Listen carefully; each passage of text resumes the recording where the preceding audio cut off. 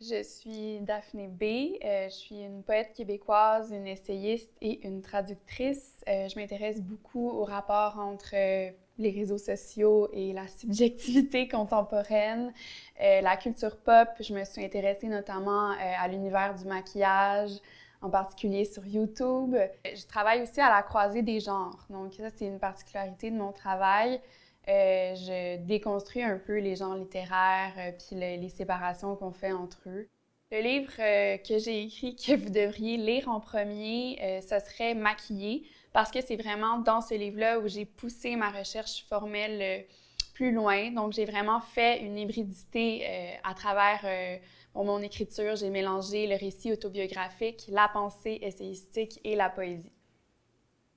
L'idée de faire une résidence d'écriture à Bruxelles m'est venue de la part d'une collègue québécoise, une écrivaine aussi qui m'en a parlé, qui me recommandait fortement de venir ici. Et évidemment, moi, j'écris à partir de ma vie. Donc là, Bruxelles a pris une place assez importante dans mes écrits. Et je m'intéresse à toutes sortes d'histoires qu'on raconte aux enfants, notamment les histoires des explorateurs. Et là, je m'intéresse particulièrement aux explorateurs belges qui ont exploré l'Antarctique à la fin du 19e siècle. Et effectivement, je suis en résidence, donc j'ai pas pu apporter tous les livres que je suis en train de lire. J'en ai apporté une dizaine à peu près. Je mélange, donc je lis des essais, je lis de la poésie, je lis des récits de voyage, mais le livre le plus important lié au projet que j'écris actuellement, c'est l'encyclopédie du livre d'or pour garçons et pour filles, qui est un livre qui me suit depuis que j'ai 19 ans. Et j'ai toujours su que j'allais faire quelque chose avec ce livre. Je ne savais pas quoi. Je ne pourrais pas expliquer exactement parce qu'il y a une grosse part d'intuition, je trouve, dans le travail artistique. Puis j'aime les choses qui ne s'expliquent pas. Ou je refuse de tout expliquer.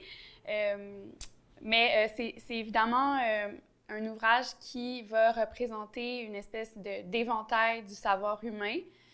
Puis c'est un ouvrage qui est daté, qui date des années 60-70. Donc, à travers cet ouvrage-là, on peut aussi ressentir l'espèce d'accélération des découvertes de la technologie et le changement de paradigme qu'on a vécu dans les 20 dernières années.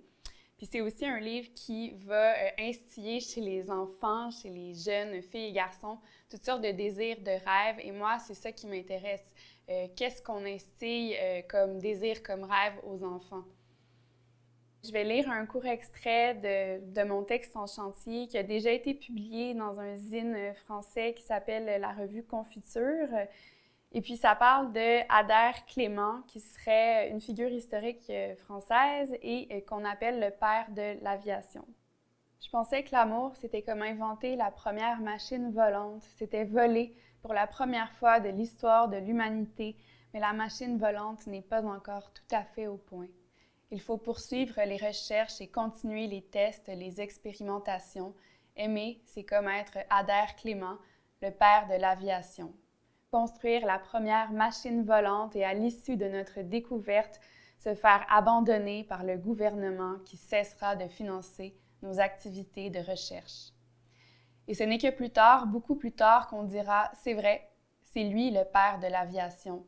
Si on lui avait donné l'argent nécessaire, il aurait peut-être tout inventé. Or, aujourd'hui, il est assis dans sa cour et il attend l'orage, la situation de tristesse parfaite. Et alors que ça commence à tomber, il étend ses bras et prétend que ce sont des ailes. Il fait semblant d'être lui-même un avion, une machine volante, en courant sous la pluie, les bras écartés. J'ai aussi un podcast qui s'appelle Choses sérieuses où je vais parler de maquillage, de culture pop et autres choses sérieuses. Pour moi, c'est un peu comme un endroit où je vais tester certaines idées.